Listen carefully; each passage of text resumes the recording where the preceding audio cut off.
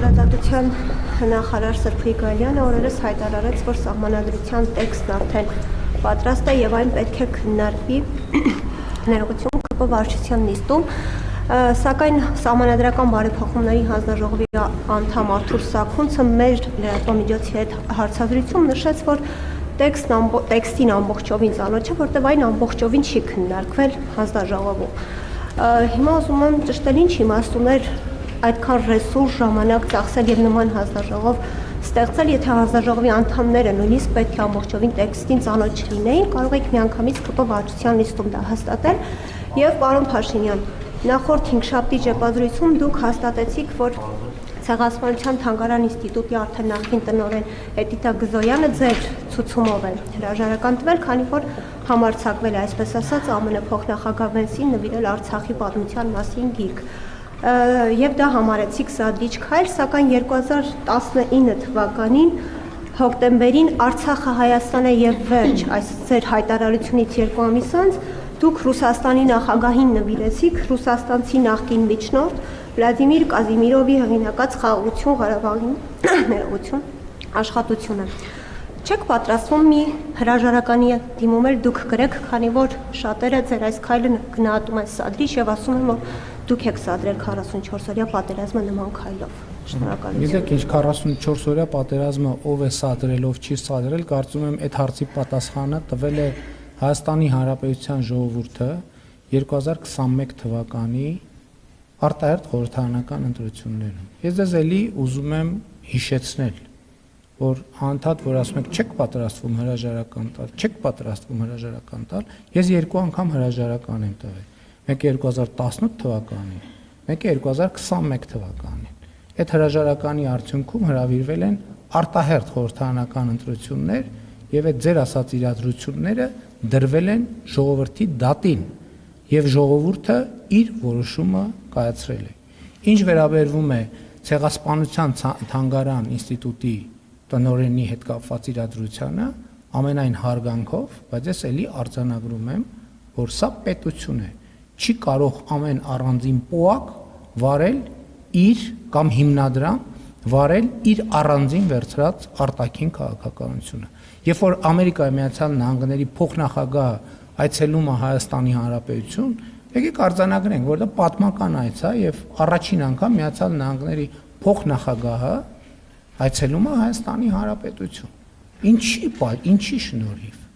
Ինչի շնորհիվ է այցելում Հայաստանի Հանրապետություն Միացյալ Նահանգների փոխնախագահը։ 2025 թվականի օգոստոսի 8-ին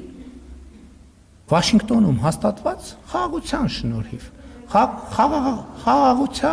հաստատված խաղաղության շնորհիվ։ Եվ մենք նախ գիրքը, որը նվիրվել է, կոչվել է Արցախյան հիմնահարց։ Դա կոնֆլիկտի մասին է։ Այսինքն խաղաղության համատեքստում եկած փոխնախագահին մենք ասում ենք, որ գիտեք ինչ, այդ խաղաղություն եւ այլն, հա ասեցինք, խոսացինք, բայց այնուամենայնիվ հիմնահարցը տեղում է, այսինքն կոնֆլիկտը տեղում է։ Ես էլի ուզում եմ հիշեցնել Սուրբ Մեսրոպ Մաշտոցի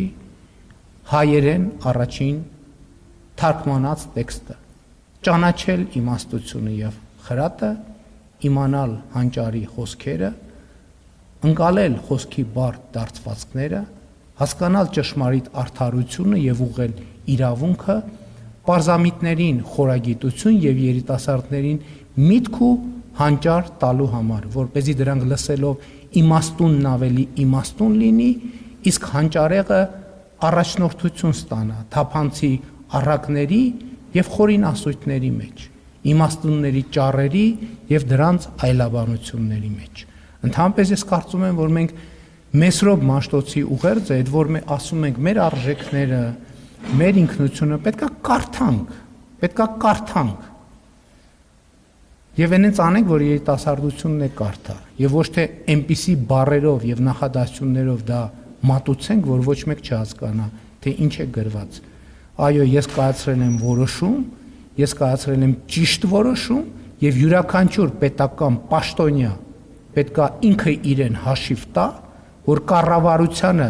կառավարության վարած քաղաքականություններին եւ որոշումներին հակասող գործողություն չի կարող անել։ որովհետև Հայաստանի Հանրապետությունը պետություն է։ Շնորհակալություն։ Երկրորդ հարցին պարոն Փաշինյանը պատասխանեցիք Սահմանադրության հարցը։ Սահմանադրության հետ կապված իրավաբանական ըստ էության աշխատանքը ավարտված է։ Ես գիտեմ, որ Սահմանադրական հանձնաժողովի նիստեր են տեղի ունեցել։ Ես գիտեմ, որ Սահմանադրական հանձնաժողովի ոչ բոլոր անդամներն են, որ պարտաճանաչ մասնակցել են։ Մենք չենք կարող այդ մասշտաբային process-ը թողել ուղղակի սուբյեկտիվ ընկալումների։ Դա լրջակույն ռազմավարական հարց է եւ իհարկե կառավարող ուժը, որը ունի Հայաստանի Հանրապետության քաղաքացիների մանդատը կառավարելու Հայաստանի Հանրապետությունը, պետք է այդ հարցերով զբաղվի լրջորեն եւ ես էլ անձամբ զբաղվում